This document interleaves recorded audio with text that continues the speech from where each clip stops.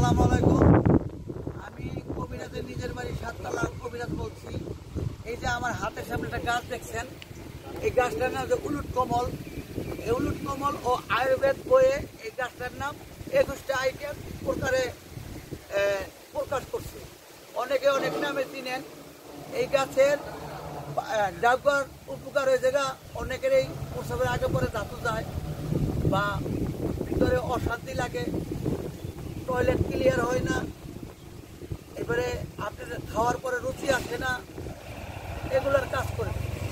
আর এইটার শিকড়ের কাছে যেটা অনেক মেয়েদের অনিয়মিত মাসিক হইলে তলপেটে অনেক বেদনা হয়, বেদনার কারণে দেখা গেছে বিছনায় শুয়েও থাকতে পারে না।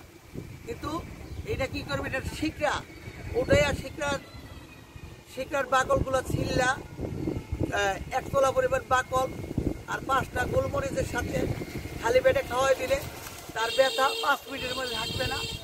এইভাবে 3 বার খাওয়ানোর পর এর অনিয়মিত মাসিকটাও ঠিক আসা পড়বে।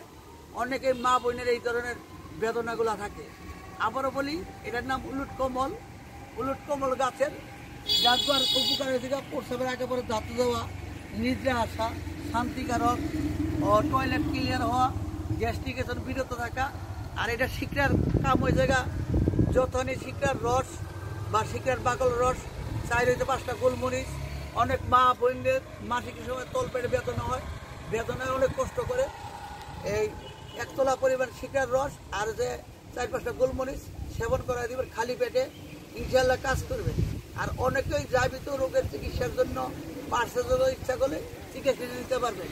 আমাদের কবিরাজ বাড়িতে করোনার কারণে এখন কল দিলে আপনি 500 টাকা ওষুধ পাইবেন।